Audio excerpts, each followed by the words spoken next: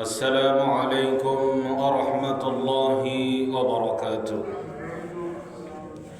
সকলেই কেমন আছেন إن الحمد لله الأكرم الذي خلق الإنسان وكرم وعلمه من البيان ما لم يعلم فسبحان الذي لا يحصى امتنانه باللسان ولا بالقلم ونشهد أن لا إله إلا الله وحده لا شريك له ونشهد أن سيدنا ومولانا محمدا عبده ورسوله الذي أرسله بالحق بشيرا ونذيرا وداعيا إلى الله بإذنه وسراجا منيرا أما بعد فأعوذ بالله من الشيطان الرجيم بسم الله الرحمن الرحيم سبحان الذي عصرى بعبده ليلا من المسجد الحرام إلى المسجد الأقصى الذي باركنا حوله لنريه من آياتنا إنه هو السميع البصير وقال رسول الله صلى الله عليه وسلم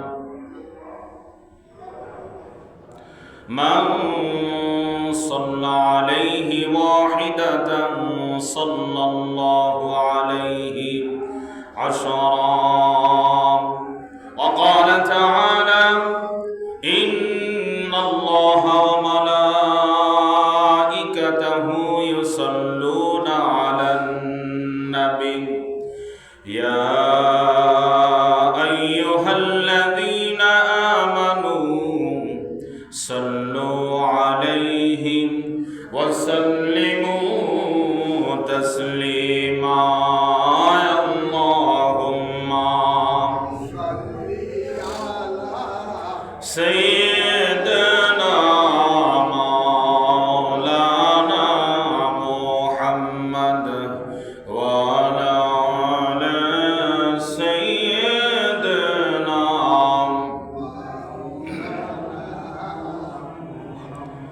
الله أذكر جمعة قبل করেন নসিব করেন মদিনা নবীজিকে না দেখাইয়া কবর দেশে নিও না আল্লাহুম্মা সাল্লি আলা সাইয়্যিদিনা মাওলানা মুহাম্মদ ওয়া আলা সাইয়্যিদিনা মাওলানা মুহাম্মদ যেখানেই থাকো যেভাবেই থাকো নবীর আদর্শ মেনে নাও যেখানেই থাকো যেভাবেই থাকো নবীর আদর্শ মেনে নাও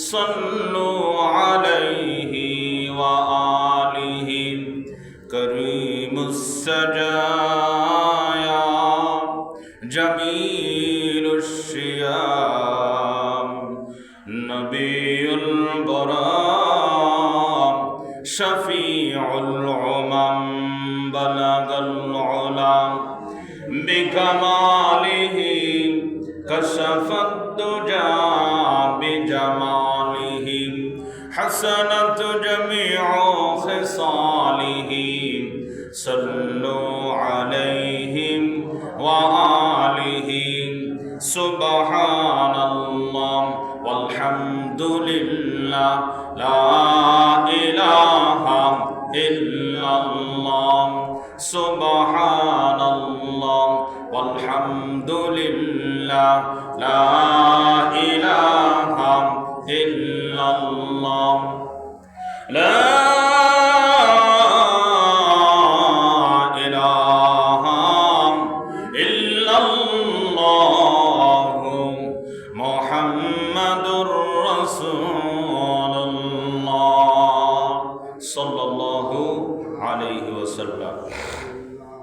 আল্লাহ সুবহানাহু ওয়া তাআলার দরবারে লাখো কোটি শুকরিয়া যে মহান রব্বুল আলামিন আপনাকে আমাকে সুস্থ শরীরে আল্লাহর ঘর মসজিদে আসার এবং বসার তৌফিক দান করলেন। এই জন্য সেই মহান মনিবের দরবারে অন্তরের অন্তরস্থল থেকে মনের মণিকুটা থেকে আবেগ ভালোবাসা উজাড় করে দিই সেই মহান রবের দরবারে আমরা সকলেই সমস্বরে কালিমাতুশ শুকর আদায় করুন। সকলে বলুন আলহামদুলিল্লাহ। সরওয়ারে কায়নাত মুফাখখারে মওজুদাত হযরত আহমদ মুজতবা মুহাম্মদ মুস্তাফা সাইয়্যিদুল আম্বিয়া সাইয়্যিদুল মুরসালিন সাইয়্যিদুল সাকালাইন, যিনি আপনার আমার মুক্তির দূত এবং এই পৃথিবী এবং দোজাহানের যিনি বাদশাহ, আখিরি জামানার পয়গম্বর রাসূল আরবি মুহাম্মদ সাল্লাল্লাহু আলাইহি ওয়াসাল্লামের পথিক। আরো একবার সকলেই সমস্যারে দরুদ আদায় করুন। সকলে বলুন সাল্লাল্লাহু আলাইহি ওয়াসাল্লাম। আজ রজব মাসের শেষ জুমা অর্থাৎ চতুর্থ জুমা। এই রজব মাসের মধ্যে আল্লাহ সুবহানাহু ওয়া তাআলা তিনি তার বন্ধুকে তার সম্মান বৃদ্ধি করার জন্য, তার দুঃখের সময় দুঃখের সাথী এবং সান্ত্বনা দেওয়ার জন্য আল্লাহ রাব্বুল আলামিন রাসূল আরবি সাল্লাল্লাহু আলাইহি ওয়াসাল্লামকে এই দুনিয়ার জমিন থেকে আল্লাহ রাব্বুল আলামিনের আরশ আজিম পর্যন্ত রাতের একটা কিছু অংশের মধ্যে আল্লাহ সুবহানাহু ওয়া তাআলা রাসূল আরবি সাল্লাল্লাহু আলাইহি ওয়াসাল্লামকে ভ্রমণ করিয়েছিলেন। এই ভ্রমণ করার মাধ্যমে যদিও শবে মেরাজ এ সম্পর্কে সহিহ বর্ণিত হাদিসের মাধ্যমে কোনো আমল প্রমাণিত হয় নাই যে এই দিন আমাদের কি অতিরিক্ত সিয়াম এবং সালাত নামাজ অর্থাৎ রোজা অন্যান্য আমল করতে হবে, এমন কোন সহিহ হাদিস দ্বারা এটা প্রমাণিত নেই। কিন্তু এই শবে মেরাজের ক্ষেত্রে আল্লাহ রাব্বুল আলামিনের কোরআন মাজিদ সূরা বনী ইসরাঈলের 1 নম্বর আয়াতের মধ্যে আল্লাহ রাব্বুল আলামিন ঘোষণা দিয়েছেন এবং রাসূল আরবি সাল্লাল্লাহু আলাইহি ওয়াসাল্লামের অসংখ্য সহিহ হাদিস থেকে এই মেরাজ এবং ইসরার বর্ণনা পাওয়া যায়। কিন্তু এখানে আমাদের পালনীয় কি, বর্জনীয় কি, করণীয় কি, এগুলো আমাদের বুঝতে হবে। সর্বপ্রথম ঐতিহাসিকগণ এই যে ইসরা এবং মেরাজ, ইসরাকে বলা হয় মসজিদুল হারাম থেকে মসজিদুল আকসা, বর্তমান যেখানে ফিলিস্তিন আর মক্কা শরীফ, এই মক্কা শরীফ এবং ফিলিস্তিন মসজিদুল আকসা, এতটুক জায়গায় যে ভ্রমণ আল্লাহ রাব্বুল আলামিন তার বন্ধুকে করিয়েছিলেন, এই এতটুক জায়গাকে বলা হয় ইসরা। এতটুক জায়গাকে কি বলা হয়? ইসরা। আরবি শব্দের অর্থ হলো বলা হয় ইসরা, এবং বাংলা আমরা বলতে পারি নৈশ ভ্রমণ। নৈশ ভ্রমণ, ভ্রমণ করিয়েছেন। এবং মেরাজ যে শব্দ, এই শব্দের অর্থ হলো বাংলায় উর্দু গগনে, মানে উর্দু আরোহণে কি ভ্রমণ করা। যেমন জমিন থেকে কি আকাশ পথে ভ্রমণ করাকে মেরাজ বলে। কি বলা হয়? মেরাজ। কোন বিষয় বুঝতে হলে আগে তার শাব্দিক অর্থ যদি আমাদের বোঝা যায়, তাহলে ওই বিষয়ের প্রতি আমাদের বুঝতে কি হবে? সহজ হবে। তাহলে ইসরা শব্দের অর্থ কি? ভ্রমণ, নৈশ ভ্রমণ করা, রাত্রে কালে কি করা? ভ্রমণ করা। এবং মেরাজ শব্দের অর্থ হলো ওটাও ভ্রমণ, কিন্তু ওই ভ্রমণটা হলো কি? ঊর্ধ্ব, উপরের দিকে ভ্রমণ করা। অর্থাৎ দুনিয়ার জমিন থেকে আসমানের দিকে, আরশে আজিমের দিকে আল্লাহ রাব্বুল আলামিন যতটুক সময় ভ্রমণ করিয়েছিলেন, এই ভ্রমণটার নাম হলো মেরাজ। জোরে কন্যা সুবহানাল্লাহ। এই মেরাজ এবং ইসরার সময় আসলে কোন কোন ঐতিহাসিকগণ, মুফাসসিরগণ মত দিয়েছেন এটা 12ই রবিউল আউয়াল মাসের মধ্যে এই শবে মেরাজ পালন হয়েছে। কোন কোন ঐতিহাসিকগণ মত দিয়েছেন রমাদানুল মুবারকে আল্লাহ রাব্বুল আলামিন এই ভ্রমণ করিয়েছেন। কেউ কেউ মত দিয়েছেন যে এই রজব মাসের মধ্যে যে রাসূলুল্লাহ সাল্লাল্লাহু আলাইহি সাল্লামকে এই মেরাজ দান করেছিলেন। রাসূল আরবি সাল্লাল্লাহু আলাইহি সাল্লামের আল্লাহ রাব্বুল আলামিন এই দুনিয়ার জমিনের মধ্যে অনেকগুলি মুজিজা আল্লাহ তাআলা দান করেছিলেন। তার মধ্যে থেকে সর্বপ্রথম এবং সর্বশ্রেষ্ঠ যে মুজিজা, এটা হলো রব্বুল আলামিনের সাথে দিদার, তার সাথে সাক্ষাৎ করা। এই যে ভ্রমণ করা, মেরাজ, যতগুলি মুজিজা আল্লাহ রাব্বুল আলামিন রাসূল আরবি সাল্লাল্লাহু আলাইহি ওয়াসাল্লামকে দান করেছিলেন, দিয়েছিলেন, তার মধ্যে থেকে কি উত্তম এবং সর্বশ্রেষ্ঠ যে মুজিজা, এটা হলো শবে মেরাজ। সুবহানাল্লাহ, সুবহানাল্লাহ। এবং এই মেরাজ সম্পর্কে আমরা মুকসিদুল মুমিনিন নামে একটি কিতাব পাওয়া যায়। এই কিতাবটা আহলে হক ওলামায়ে কেরামের কাছে গ্রহণযোগ্য এই কিতাব না। এর মধ্যে যেগুলো বর্ণনা আছে, অনেকগুলি বর্ণনা জাল, অনেকগুলো বর্ণনা দুর্বল, জয়ীফ হাদিস। এই আমাদের মা বোনরা, এলাকাবাসীরা আমরা যারা আছি, অধিকাংশ জায়গায় দেখা যায় এই শবে মেরাজের রাত্রে আমরা অনেক কিছু আমল করে থাকি, কিন্তু কোরআন মাজিদ এবং রাসূল আরবি সাল্লাল্লাহু আলাইহি সাল্লামের যে হাদিস, এই হাদিস থেকে শবে মেরাজের জন্য কোনো সিয়াম এবং নামাজ আলাদাভাবে কোনো কিছু অতিরিক্ত নেই। অতিরিক্ত কি নেই। এই শবে মেরাজ আল্লাহ রাব্বুল আলামিন আমাদেরকে যে সুসংবাদ দান করেছিলেন, মুসলিম শরীফের বর্ণনার মধ্যে আসছে রাসূলুল্লাহ সাল্লাল্লাহু আলাইহি সাল্লামকে আল্লাহ রাব্বুল আলামিন এই মেরাজের রাত্রিতে 3টা জিনিস দান করেছিলেন। কয়টা জিনিস? সকলে একটু জবান খুলে কয়টা জিনিস? নাম্বার 1, আল্লাহ রাব্বুল আলামিন 5 ওয়াক্ত সালাত অর্থাৎ নামাজ আমাদের উপরে ফরজ করেছিলেন। সুবহানাল্লাহ।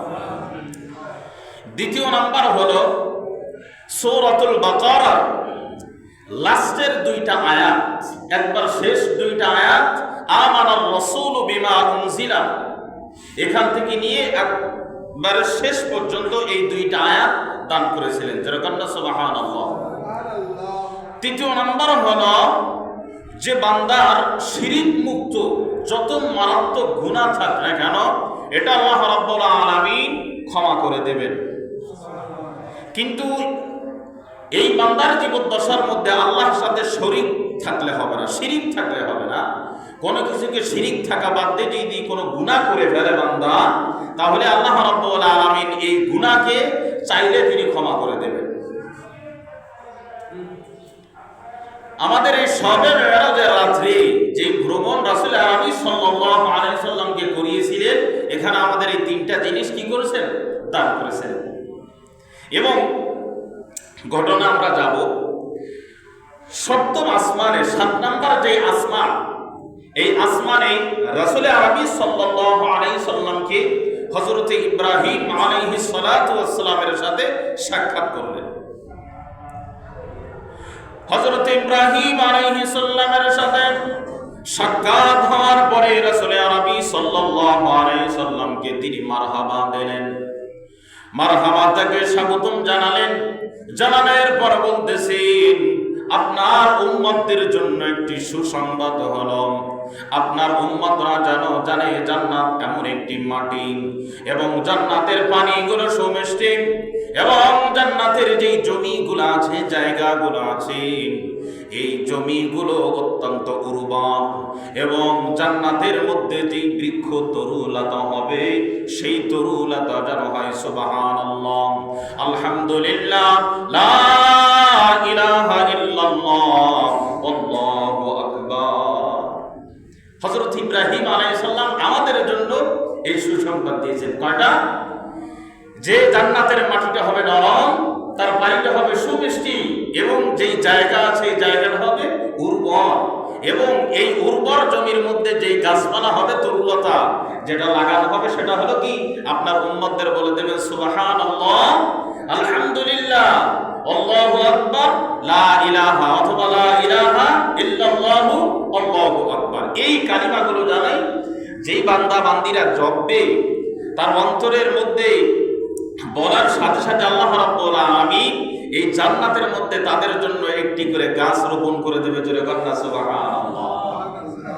তাহলে মুসলিমের বর্ণনা থেকে আমরা 3টা জিনিস পাইলাম। মেরাজের রাতে আল্লাহ রাব্বুল আলামিন তার বান্দাদেরকে রাসূল আরবির মাধ্যমে পুষ্টি করলেন কয়টা জিনিস দিয়ে? 3টা জিনিস। নাম্বার 1, 5 ওয়াক্ত সালাত নামাজ। দ্বিতীয় নাম্বার হলো সূরাতুল বাকারার শেষ 2টা আয়াত। তৃতীয় নাম্বার হলো বান্দার শিরক মুক্ত যদি কোনো গুনাহ থেকে তাকে আমলনামায় সেগুলিকে আল্লাহ রাব্বুল আলামিন ক্ষমা করার ঘোষণা দিয়েছেন। জোরে বলুন সুবহানাল্লাহ। কোরআন মাজিদের মধ্যে আল্লাহ রাব্বুল আলামিন ইসরা এবং মেরাজ সম্পর্কে বর্ণনা করে আমাদেরকে জানায় দেন, হে দুনিয়ার মানুষ, সুবহানাল্লাযী আসরা বিআবদিহি। এই আসরার বাংলা অর্থ হলো ইসরা। এটা হলো মসজিদুল হারাম থেকে মসজিদুল আকসা, যেখানে বর্তমান মক্কা শরীফ এবং ফিলিস্তিন বাইতুল মাকদিস যেটা নামে পরিচিত আমাদের কাছে। আসরা বিআবদিহি লাইলাম মিনাল মসজিদিল হারাম ইলাল মসজিদিল আকসা আল্লাযী বারাকনা হাওলাহু। আমি রাসূল আরবি সাল্লাল্লাহু আলাইহি সাল্লামকে দেখানোর জন্য যে বাইতুল মাকদিসের আশপাশে আমি এমন বরকতময় করে রাখছি, লিনুরিয়া হাওলাহু মিন আয়াতিনা, আমার যে অসংখ্য নাজ নিয়ামতগুলি আমি বাইতুল মাকদিসের আশেপাশে আমি রহমতের বাণী ধারাগুলো বর্ষণ করে রাখছি। ইন্নাহু হুয়াস সামিউল বাসীর, আমি এমন একজন রব, আমি সব কিছুই শুনি এবং সব কিছুর মালিক আমি রব্বুল আলামিন। আল্লাহ রব্বুল আলামিন এই আয়াতের মধ্যে রাসূলুল্লাহ সাল্লাল্লাহু আলাইহি সাল্লামকে এই ভ্রমণ করার কথাগুলি লিপিবদ্ধ করেছেন এই জন্য যেন আমরা এর থেকে কি শিক্ষা গ্রহণ করতে পারি। আল্লাহ রাব্বুল আলামিন রাসূল আরবি সাল্লাল্লাহু আলাইহি সাল্লামকে ভ্রমণ করায় তিনি জানায় দিলেন, ইয়া আমার বন্ধু, বাইতুল মাকদিসের বিষয়ে ঐতিহাসিকগণ লেখেন 70,000-এর অধিক নবী রাসূলের কবরগুলি ওখানে লিপিবদ্ধ আছে। জোরে বলুন সুবহানাল্লাহ। রাসূল আরবি সাল্লাল্লাহু আলাইহি ওয়াসাল্লাম তিনি কাবার হাতিমের মধ্যে ঘুমায় আছেন, এমন অবস্থায় আছেন তিনি না পুরাপুরি ঘুম না পুরাপুরি সজাগ। এমন সময় দেখলেন জিবরিল আলাইহিস সালাম এবং তার সাথে আরো কয়েকজন ফেরেশতা নিয়ে ওই যেখানে শুয়ে আছেন কাবায় হাতিমের ওই ছাদের উপরে তিনি পাক করলেন, করার পরে আসলেন। কিতাবের মধ্যে আসছে রাসূলের বক্ষ থেকে নিয়ে নাভি পর্যন্ত 2 খণ্ডিত করে হৃৎপিণ্ড কলবগুলি বাহির করলেন, করার পরে মিশক জাফরান হাউজে কাউসারের পানি দিয়ে ধৌত করে ওর মধ্যে হিকমা এবং জ্ঞানের শক্তি দিয়ে আল্লাহ রাব্বুল আলামিন ঈমান দিয়ে পরিপূর্ণ করে আবার জিবরিল বক্ষগুলি জায়গা মতো আবার দিয়ে মিশক জাফরানের স্বর্ণের এই দিয়ে আবার টান দিলেন। পূর্বের ন্যায় রাসূল আরবীর দেহ মোবারক আবার সম্পন্ন হয়ে গেল। জোরে কন্যা সুবহানাল্লাহ। এবং জিবরিল আলাইহিস সালাম এমন একটি বাহন নিয়ে আসলেন, এই বাহনটার নাম কিতাবের মধ্যে আসছে রফরফ বা বরাক। এই বাহনটার নাম ছিল রফরফ অথবা বরাক। তার রং ছিল, তার গায়ের রং সুত সাদা। এই সাদা রঙের এই বাহনটা, এই জীবন্ত বাহন কিতাবের মধ্যে আসছে যে গাদার থেকে একটু বড় এবং খচ্চর থেকে একটু ছোট। এই বাহনটার মধ্যে তার যাওয়ার দ্রুত গতি এমন পরিমাণ, চোখের নজর দৃষ্টি যতদূর পর্যন্ত যায় তার এক কদম থেকে আর এক কদম আপনার আমার দৃষ্টি ছাড়াই যাবে। জোরে কন্যা সুবহানাল্লাহ। এই রফরফ অথবা বরাক দিয়ে মসজিদুল হারাম থেকে মসজিদুল আকসা পর্যন্ত তিনি ভ্রমণ করাইলেন। করার পরে সমস্ত নবী হযরত আদম থেকে ঈসা রুহুল্লাহ পর্যন্ত যতগুলি নবী এখানে ভ্রমণ করে এই বরাকগুলিকে যেখানে বেঁধে রাখছিলেন, রাসূল আরবীও সেখানে বেঁধে রাখলেন। রাখার পর মসজিদের আকসার মধ্যে যাওয়ার পর 2 রাকাত তাহিয়াতুল মসজিদ নামাজ আদায় করলেন। করার পরে সমস্ত নবীদেরকে সাক্ষাৎ করলেন। আযান দেওয়া হলো, ইকামত দেওয়া হলো। দেওয়ার পরে রাসূল আরবী সাল্লাল্লাহু আলাইহি সাল্লামের নেতৃত্বে তিনি ইমাম হয়ে সমস্ত আম্বিয়া কিরামের পিছনে থেকে তিনি ইমাম হয়ে জামাতে নামাজ আদায় করলেন। জোরে কন্যা সুবহানাল্লাহ। আদায় করার পরে রাসূল আরবী সাল্লাল্লাহু আলাইহি সাল্লামের জন্য জিবরিল পান করার জন্য 2টা জিনিস নিয়ে আসলেন। এক পাত্রের মধ্যে দুধ নিয়ে আসলেন, আর এক পাত্রের মধ্যে শরাব নিয়ে আসলেন, যেটা আমরা মদ নামে পরিচিত। এই 2টা জিনিস 2টা পেয়ালার মধ্যে নিয়ে আসা হলো। রাসূলুল্লাহ সাল্লাল্লাহু আলাইহি সাল্লামকে পান করার জন্য 2টা পেয়ালায়, একটা পেয়ালায় শরাব রাখা হলো, আর এক পেয়ালার মধ্যে দুধ রাখা হলো। রাসূল আরবী সাল্লাল্লাহু আলাইহি সাল্লামকে বলা হলো, ইয়া রাসূলুল্লাহ, ইয়া হাবিবাল্লাহ, এই দুধ এবং শরাব থেকে আপনার যেটা মন মতো হয়, যেটা আপনার পছন্দ হয়, সেটা আপনি গ্রহণ করতে পারেন। রাসূল আরবী সাল্লাল্লাহু আলাইহি সাল্লাম 2টা পেয়ালার দিকে লক্ষ্য করে নজর দিয়ে তিনি দুধটা গ্রহণ করলেন। দুধটা গ্রহণ করার পরে জিবরিল আলাইহিস সালাম তাকে স্বাগতম জানাইলেন, মারহাবা দিলেন, বললেন যে আপনার উম্মত এবং আপনি ন্যায়ের পথে পরিচালিত হয়েছেন। যারা কন্যা সুবহানাল্লাহ। এবং জিবরিল বললেন, ইয়া রাসূলুল্লাহ, ইয়া হাবিবাল্লাহ, আপনি যদি আজ দুধ পান না করে যদি শরাব পান করে দেন, তাহলে আপনার উম্মতেরা সব অন্যায় পথের দিকে চলে যাইতো। এখান থেকে একটা ব্যাখ্যা আমাদেরকে নেওয়া উচিত, একটা উত্তর, যে রাসূল আরবী সাল্লাল্লাহু আলাইহি সাল্লাম দুধ পান করলেন, যার কারণে আমরা সবাই ন্যায়ের পথে সঠিক পথে পরিচালিত হব। যদি শরাব পান করে দেন, তাহলে আমরা অন্যায়ের পথে অবিচারের পথে আমরা চলে যাইতাম। এখন এই জায়গা থেকে ব্যাখ্যা নেওয়া উচিত, যারা আমরা রাসূলের তরিকায় আল্লাহর হুকুম মেনে ন্যায় পথে চলে যাব, তাহলে ওই জিবরিল আলাইহিস সালামের কথা অনুযায়ী আমরা হলো ন্যায়ের পথে পরিচালিত হচ্ছি। আর আমরা যারা ন্যায়ের পথে চলতে পারি না, জিবরিলের ওই কথা অনুযায়ী আমরা রাসূলের উম্মত হওয়ার দাবিদার করতে পারি না। এই জন্য ঐতিহাসিকগণ লেখেন যে আল্লাহ রাব্বুল আলামিন, যে শয়তান তো এটা 1 নাম্বার লিডার, এবং এই শয়তানের আরো 2 প্রকার লিডার এই দুনিয়ার জমিনে বসবাস করে। একটা হলো জিন জাতির মধ্যে একটা শয়তান। এই মিরাজের সময় রাসূলুল্লাহ সাল্লাল্লাহু আলাইহি সাল্লাম যেখান থেকে যাচ্ছিলেন, এই জায়গায় একদল জিন কোরআন মাজিদের তেলাওয়াত শুনে রাসূল আরবী সাল্লাল্লাহু আলাইহি সাল্লামের কাছে তারা মুসলমান হয়ে গেলেন, রাসূলের সাহাবী হয়ে গেলেন।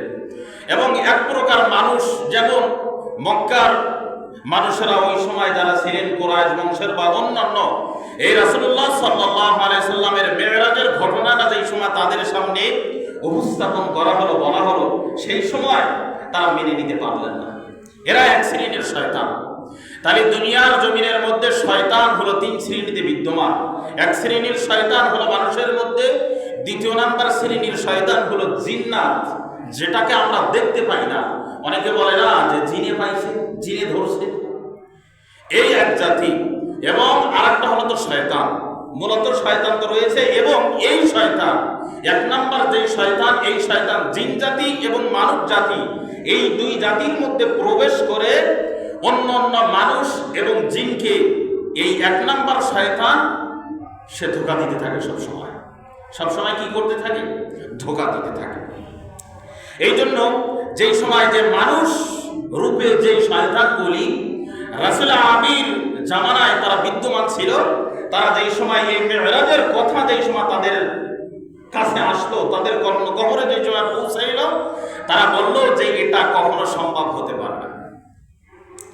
রাসূল আরবি সাল্লাল্লাহু আলাইহি সাল্লামকে এই মানুষ রূপে শয়তানগুলি, তারা মুসলিম না, যারা হলো কাফের, মুনাফিক, ইহুদি, বেঈমান, নাসারা, তারা রাসূলের প্রতি পাল্টা প্রশ্নের উপর প্রশ্ন ছুড়ে দিলেন যে আপনি মসজিদুল হারাম থেকে মসজিদুল আকসায় গেলেন, এখানে যাইতে অনেক সময়ের দরকার, আপনি রাত্রের একটা অংশের মধ্যে মসজিদুল হারাম থেকে মসজিদুল আকসা পর্যন্ত ভ্রমণ করে গেলেন, এটা মানুষের পক্ষে সম্ভব না। দ্বিতীয় কথা হলো, আপনি শুধু ওখানে যেই ক্ষান্ত হন নাই, আপনি ওখান থেকে ঊর্ধ্ব গগনে আল্লাহর আরশ আজিমের জন্য আপনি ভ্রমণ করার জন্য ওখানে চলে গিয়েছেন। এতগুলি কথা এতটুক সময়ের মধ্যে আপনার যাওয়ার জন্য আমরা এই কথাগুলি বিশ্বাস করতে পারি না।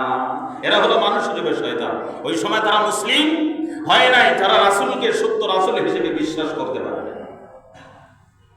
এই কথাগুলি মক্কা নগরীতে চতুর্দিকে ছড়ায় গেল। কি ব্যাপার? মুহাম্মদ তিনি এটাকে মসজিদুল হারাম থেকে মসজিদুল আকসায় রাত্রে ভ্রমণ করেছেন। শুধু এখানে ভ্রমণ করে ক্ষান্ত হন নাই, থেমে যান নাই, তিনি এখান থেকে ভ্রমণ করে আবার আরশে আজিমের মধ্যে চলে গিয়েছেন। এটা কোনোদিন সম্ভব হতে পারে না। এখন যারা মক্কায় লিডার ছিল, এই শয়তান রূপে যেই মানুষগুলি ছিল, এরা চিন্তা করতেছে আচ্ছা ঠিক আছে, যদি যেয়ে থাকে তাহলে তো প্রমাণ আছে। প্রমাণ আছে না? সবকিছুর প্রমাণ ছাড়া আমরা বিশ্বাস করতে পারি না। মক্কার কুফাররা, কাফেরগণ বলল যদি আপনি প্রমাণ দিতে পারেন আপনি ঠিক আছে বাইতুল মাকদিসে আপনি গেছেন, এটা আমরা ধরে নিচ্ছি, কিন্তু বাইতুল মাকদিসের মধ্যে কয়টা দরজা, কয়টা জানালা, তার কোথায় কি আছে এগুলো আপনি আমাদেরকে বলবেন। যেহেতু আপনি ওখানে গেছেন, অবশ্যই আপনার একটা ধারণা থাকা উচিত। যেমন ভাবে আমরা এই মসজিদে আসছি, মসজিদের কয়টা জানলা, কোথায় কি আছে, আমরা কিছু না কিছু বলতে পারবো না। তা রাসূল আরবি সাল্লাল্লাহু আলাইহি সাল্লামকে এই মানুষ রূপে শয়তান কুফাররাও এই প্রশ্ন করলেন যে আপনি বাইতুল মাকদিসের কতগুলি দরজা আছে, কয়টা জানালা আছে, এগুলো আপনি আমাদেরকে বলে দেন। রাসূলুল্লাহ সাল্লাল্লাহু আলাইহি সাল্লাম আল্লাহ বললেন, হে আমার বন্ধু, আপনার কোনো চিন্তার কোনো কারণ নাই, আপনি উপরের দিকে লক্ষ্য করেন, লক্ষ্য করেই দেখতে পারবেন আপনার সামনে বাইতুল মাকদিসকে আমি ছবি হিসেবে প্রেরণ করেছি। আপনি বাইতুল মাকদিসের দিকে লক্ষ্য করবেন এবং কাফের মানুষের শয়তানদেরকে আপনার প্রশ্নের উত্তরগুলি আপনি দিয়ে দেন। দেওয়ার পরেও তারা ক্ষান্ত হন নাই। রাসূল আরবি বললেন, এতটুকুই যদি তোমাদের জন্য যথেষ্ট না হয়, তোমাদের যেই ব্যবসায়িকরা এই বাইতুল মাকদিস এবং মসজিদুল হারামের মধ্যবর্তী অবস্থায় শহরের মধ্যে ছিল, ব্যবসার জন্য তারা গিয়েছিল, তাদের উটনি হারাই গিয়েছিল, তাদের পানি পিপাসা লাগছিল, আমি রাসূল আরবি সাল্লাল্লাহু আলাইহি সাল্লাম মুহাম্মদ আমি তাদের পানি পান করাইছি। মক্কার কাফেররা বলল ঠিক আছে, তারা যদি আসে, আসার পরে যদি তারা সত্য বলে এটা বলতে পারে তাহলে আমরা বিশ্বাস করে নেব। তাদের জীবদ্দশার মধ্যে কোনোদিন দেখা যায় নাই বাহিরের থেকে ব্যবসায়ীরা আসার পর তাদের জন্য ফুল নিয়ে স্বাগতম জানানোর জন্য, ধন্যবাদ জানানোর জন্য তারা মক্কার প্রধান গেটে যে অপেক্ষা করে। কিন্তু রাসূলের মেরাজের কথা যেই সময় শুনলেন, ওই সময় এই মানুষের শয়তান মক্কার কাফেরগুলি তারা এই ব্যবসা ব্যবসায়ীদেরকে স্বাগতম জানানোর জন্য আগে আগে তারা যে গেটের সামনে উপস্থিত হয়ে গেল। যাওয়ার পর বলতেছে, মুহাম্মদ বলছে কথা তোমরা শুনছো নি? তা বলে কি? মুহাম্মদ নাকি তোমাদেরকে মসজিদুল হারাম এবং মসজিদে আকসার এই পথের মধ্যে ভ্রমণের সময় তোমাদের উটনি হারায় গিয়েছিল এবং তোমাদেরকে পানি পান করাইছিল। ওই ব্যবসায়ী লিডাররা বলল, হ্যাঁ, মুহাম্মদ আমাদের রাতে বেলায় উটের সন্ধান দিয়েছিল এবং পানি পান করাইছিল। যেরকম না সুবহানাল্লাহ। এতগুলি প্রমাণ পাওয়ার পরে মক্কার কুফাররা, এই কুফাররা তারা মানতে রাজি না মেরাজ এবং শবে মেরাজ সম্পর্কে। এই কথা মক্কার মধ্যে গলিতে গলিতে সব জায়গায় ছড়িয়ে পড়লো। পড়ার পরে হযরত আবু বকরের কানে গেল। বলে, হে আবু বকর শুনছুনি? আবু বকর বলে, কি হয়েছে? বলে, তোমার বন্ধু মুহাম্মদ নাকি রাতে বেলায় মসজিদুল হারাম থেকে মসজিদুল আকসায় ভ্রমণ করেছে। শুধু এখানে ক্ষান্ত হন নাই, তিনি এই মসজিদুল আকসা থেকে আরশে আজিম পর্যন্ত তিনি নাকি ভ্রমণ করেছেন। ভ্রমণ করার পরে তোমাদের জন্য 5 ওয়াক্ত নামাজ নিয়ে এসেছেন। আর একটা কথা হলো, সূরাতুল বাকারার শেষের 2টা আয়াত তোমাদের জন্য নিয়ে এসেছেন। এবং তৃতীয় আরেকটা হলো, তোমরা যদি জীবনে যত গুনাহ করো না কেন, এই গুনাহের মধ্যে যদি শিরিক না থাকে, আল্লাহর সাথে শরীক যদি না থাকে, তাহলে তোমাদের রব নাকি তোমাদের গুনাহগুলিকে ক্ষমা করে দিবে। যেরকম না সুবহানাল্লাহ। হযরত আবু বকরের কাছে যে সময় কথাগুলি পেশ করা হলো, আবু বকর বললেন, কে বলছে? বলছে তোমার বন্ধু মুহাম্মদ বলছে।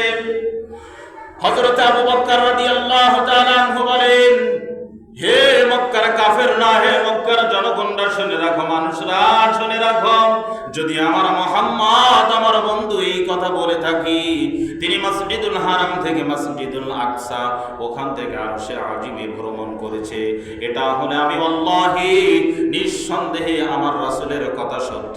এই কথার মধ্যে বিন্দু পরিমাণে কোনো সন্দেহ এবং সংশয় নেই। আবু বকর যেই সময় কথার যেই সময় সাক্ষী দিলেন, তিনি এখনো রাসূল আরবীর সাথে সাক্ষাৎ হয় নাই। শুধু এই কুফফারদের কথা শুনে, মানুষ রূপে শয়তানদের কথাগুলি শুনে বলতেছে, যদি আমার মুহাম্মদ বলে থাকে, আমার বন্ধু বলে থাকে, তাহলে তোমরা এর মধ্যে সন্দেহ সংশয় কোনো অবকাশ নেই, এটা সত্যি। যদি তিনি বলে থাকে আমি মেরাজ করেছি, এটাই সত্যি। রাসূল আরবী সাল্লাল্লাহু আলাইহি সাল্লামের কাছে যেই সময় কথাগুলি পৌঁছাইলেন, পৌঁছানোর পরে আবু বকরের নাম ছিল এতটুকু, হযরত আবু বকর। এই কথাগুলি শোনার পরে যে রাসূল আপনার পক্ষে আবু বকর এমন ভাবে সাক্ষী দিয়েছেন, রাসূল আরবী বললেন, উনি আজ থেকে আবু বকর নয়, উনি আজ থেকে আবু বকর সিদ্দিক রাদিয়াল্লাহু তাআলা আনহু। সিদ্দিক শব্দের অর্থ হলো সত্যবাদী। সিদ্দিক শব্দের অর্থ কি? সত্যবাদী। এই জন্য আমরা মানুষগুলি এইগুলি বিশ্বাস করি না, কিন্তু শবে মেরাজের আমাদের পালন হলো, করণীয় হলো যে এখান থেকে শুরু করে এই 2026 সালে যে আমরা তৃতীয় জুমা নাকি 2026 সালের কয় জুমা? আজকে তৃতীয় জুমা। এই তৃতীয় নাম্বার জুমা থেকে আমরা এই যে আল্লাহ রাব্বুল আলামিন আমাদের উপর 5 ওয়াক্ত সালাত ফরজ করেছেন, নামাজ ফরজ করেছেন, এটাই আমাদের জন্য বড় পাওয়া এবং কি সুসংবাদ কথা। আমরা এই 5 ওয়াক্ত নামাজ যেন কি করব না, ছাড়ব না। এখন রাসূল আরবী সাল্লাল্লাহু আলাইহি সাল্লাম এই মেরাজের মধ্যে আল্লাহ রাব্বুল আলামিন কিছু নিদর্শন তাকে দেখাইলেন যে দুনিয়ার জমিনে মানুষগুলি কেউ গুনাহ করছে, গুনার কিছু কাজ রাসূল আরবীকে স্বচক্ষে দেখাইলেন এবং কিছু মানুষ যে ন্যাক কাজ করেছে, ভালো কাজ করেছে, তার কিছু নমুনা রাসূল আরবী সাল্লাল্লাহু আলাইহি সাল্লাম কি করলেন, দেখাইলেন। যেই সময় মসজিদুল হারাম থেকে মসজিদুল আকসার ভ্রমণ তিনি শেষ করলেন, শেষ করার পর থেকে তিনি ঊর্ধ্ব গগনে যেই সময় তিনি ভ্রমণ করবেন আরশে আজিমের দিকে, এই রফরফ এবং বরাকের উপরে তিনি সওয়ার হলেন। সওয়ার হওয়ার পর প্রথম আসমানে তিনি যেই সময় পৌঁছাইলেন, সাথে জিবরিল আছেন। জিবরিল আসমানের দরজায় নিযুক্ত যেই ফেরেশতাগুলি আছেন তাদের বললেন দরজা খুলে দাও। ফেরেশতারা প্রশ্ন করলেন যে তোমার সাথে কে আছে, উনি কে? বললেন উনি হলো মুহাম্মদ সাল্লাল্লাহু আলাইহি সাল্লাম। বলল ওনাকে কি পাঠানো, ওনাকে কি ডেকে পাঠানো হয়েছে, ওনাকে কি দাওয়াত করা হয়েছে? জিবরিল আলাইহিস সালাম বললেন হ্যাঁ। প্রথম আসমান খুলে দেওয়ার পরে দেখলেন হযরত আদম আলাইহিস সালাম তিনি বসে আছেন। হযরত আদম আলাইহিস সালামের সাথে সাক্ষাৎ হলেন, তিনি স্বাগতম জানালেন।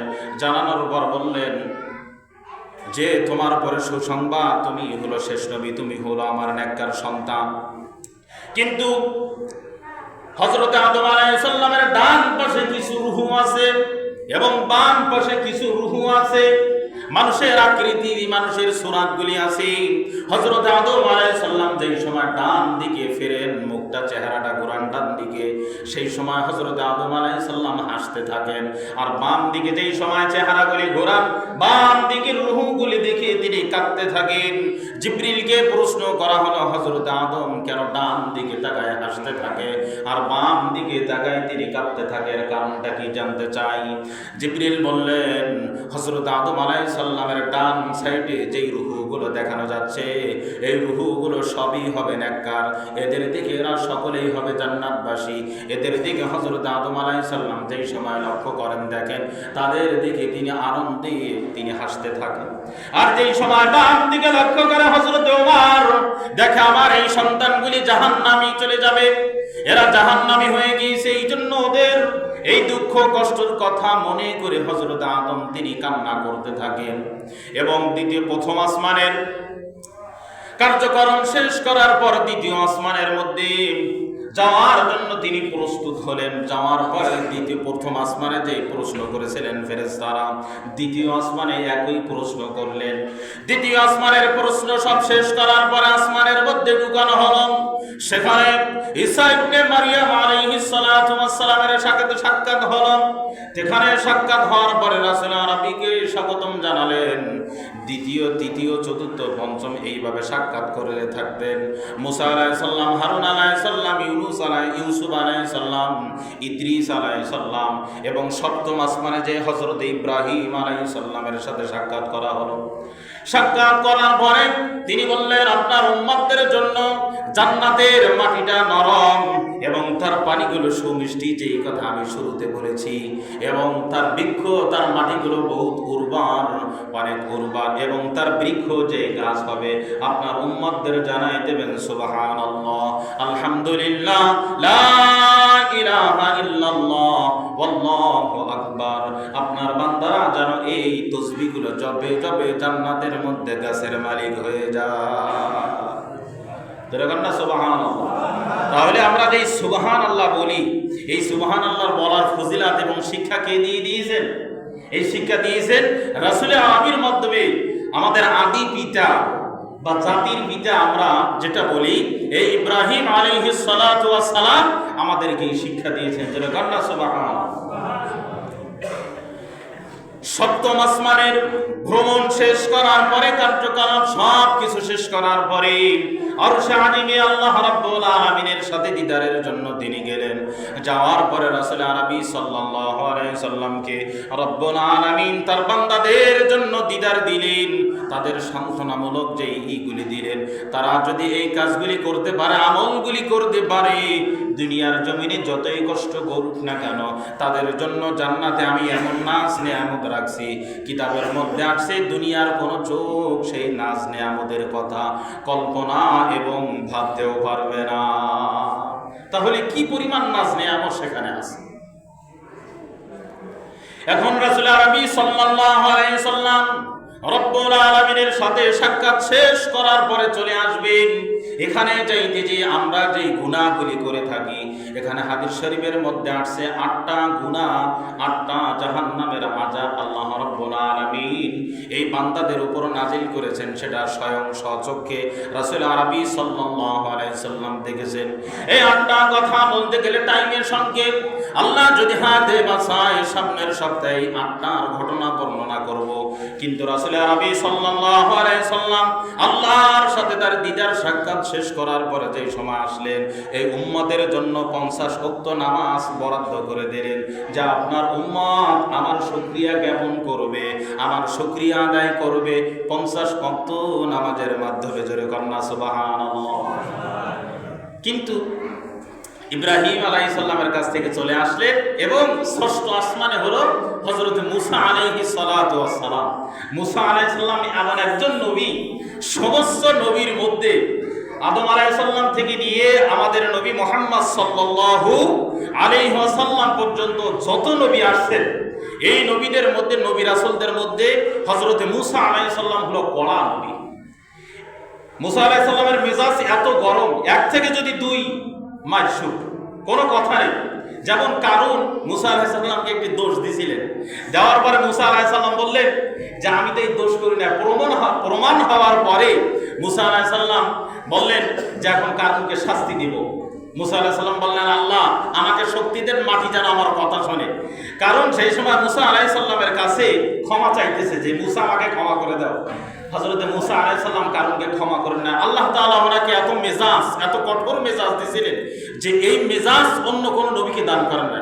এই জন্য যত ঘাড় তেরামি কথা আল্লাহর সাথে হয়েছে, বান্দাদের সাথে হয়েছে, যত শক্তিধর সম্পদশালী বাদশাকে দিনের দাওয়াত দেওয়ার জন্য হযরত মুসা আলাইহিস সালামের জামানা হয়েছে। এই ফেরাউন এমন একটি, তিনি এই দুনিয়ায় খোদা দাবি করছিলেন। অন্যান্য কোন নবীর জামানায় আমলে অন্য কোন বাদশা বা নমরুদ কেউ কি খোদা দাবি করে না, কিন্তু মুসা আলাইহিস সালামের জামানায় এই ফেরাউন বলতেছে আমি আল্লাহ। তোমার আল্লাহ কি? আমি আল্লাহ। যেরকম না, নাউজুবিল্লাহ। এই জন্য মুসা আলাইহিস সালাম খুব কঠোরপন্থী একজন নবী, যে ওনার সামনে কোনো ন্যায়, কোনো অন্যায় হবে উনি কিঞ্চিত পরিমাণ ক্ষমা করতেন না, কারোর উপরে দয়া দেখাতেন না। যেটা ন্যায় সেটা ন্যায়, যেটা অন্যায় সেটা অন্যায়। এই মুসা আলাইহিস সালাম কঠোর একজন নবী ছিলেন। এখন হযরত মুসা আলাইহিস সালাম বলতেছেন, ইয়া রাসূলুল্লাহ, আপনার উম্মতের জন্য আপনি কি নিয়ে আসছেন? আপনি যে আল্লাহর সাথে সাক্ষাৎ করলেন, করার পর আপনি কি নিয়ে আসছেন? হযরত মুসা আলাইহিস সালামকে বলতেছে, ভাই মুসা, আল্লাহ রাব্বুল আলামিন আমার উম্মতদের জন্য 50 ওয়াক্ত নামাজ ফরজ করে দিয়েছে। জোরে কন্না সুবহানাল্লাহ। হযরত মুসা কয় হবে না, আপনার উম্মত এটা কখনোই মানতে পারতো না। তা বলতেছে কেন? বলতেছে আমি বনি ইসরাইলের নবী, এই বনি ইসরাইলের যে মানুষ শয়তান, যে উদাহরণ আমি দিলাম, এরা যে এত জঘন্য, এরা তো খারাপ, এরা কাউকে ছাড় দেয় না। বলতেছে আমি বনি ইসরাইলের নবী, আমি এখানে প্রত্যক্ষ সাক্ষ্য দোষী, আমি আমার উম্মতদের দিয়ে করাইতে পারি না। আর আমার উম্মতদের থেকে আপনার উম্মত অনেক দুর্বল, তারা এই 50 ওয়াক্ত নামাজ পড়তো না। আপনি আবার যান আল্লাহর কাছে, যে আর যে পেশ করেন আপিল করেন যে আমার উম্মত পারতো না কমা। কিতাবের মধ্যে আসছে 10 ওয়াক্ত করে কমাইতেছে। 50 ওয়াক্ত থেকে কি করলো? 10 ওয়াক্ত কমাই 40 ওয়াক্ত নিয়ে আসলেন। আবার মুসা আলাইহিস সালামের সাথে ষষ্ঠ আসমানে মুসা আলাইহিস সালাম কওয়া হবে না, আপনি আবার যান, আবার কমান, আপনার উম্মত পারতো না। যাইতে যাইতে আসতে যাইতে আসতে যাইতে শেষ সময় 5 ওয়াক্ত নামাজ নিয়ে আসলেন। আসার পরে মুসা আলাইহিস সালামের তাও মনোভূত হচ্ছে না যে 5 ওয়াক্ত নামাজ আপনার উম্মতরা পড়তো না। কিন্তু মুসা আলাইহিস সালামের কথা সঠিক হয় না। আমরা আছি না অনেকে 5 ওয়াক্ত নামাজ পড়ি না, কথা কান না কেন? এমন আছে না আমাদের মধ্যে যে আমরা 5 ওয়াক্ত নামাজ? হযরত মুসা আলাইহিস সালাম বলতেছে এখনো আপনার উম্মতরা এই 5 ওয়াক্ত নামাজ পড়তো না। এখন রাসূল আরবি বলতেছেন, হে মুসা আমার ভাই, তুমি যে বারবার আমাকে আল্লাহর দরবারে পাঠাইতেছে, এই 5 ওয়াক্তর পরে আমাকে চাইতে আমার নিজের কাছেও কেমন একটা লাগতেছে। তা সুতরাং আমার উম্মত পারবে, এই 5 ওয়াক্ত নামাজ নিয়ে আমিও খুশি, আল্লাহ তাআলাও খুশি। এই 5 ওয়াক্ত নামাজ নিয়ে আমি দুনিয়ার জমিনে যেয়ে আমার উম্মতকে প্রচার করি। যেরকম না সুবহানাল্লাহ। কিন্তু মুসা আলাইহিস সালাম এই জন্য তিনি জানেন যে বনি ইসরাইলের তার সাথে কেমন ব্যবহার করা হয়েছে, যে ফেরাউন লাশটা না পেরে তাড়া করে নীল নদে সব কিছু নিয়ে আল্লাহ তাআলা তাকে চুবাই মারছেন। এটা অনেক বড় কাহিনী। এখনো ফেরাউনের লাশ আল্লাহ তাআলা এমন ভাবে করছে যে কোনো পোকা মাকড় মাটি এই দুনিয়ার কিছু খাবে না। এই জন্য আল্লাহ রাব্বুল আলামিন যতটুকু কথা শুনলাম এবং বললাম, ভুল ত্রুটি ক্ষমা করে সকলকে আমল করার তৌফিক দান করুন। সকলে বলুন আল্লাহুম্মা আমিন। ওয়া আখিরু দাওয়ানা আলহামদুলিল্লাহি রাব্বিল আলামিন। যারা সুন্নাত পড়েন না, সুন্নাত পড়ে নেন।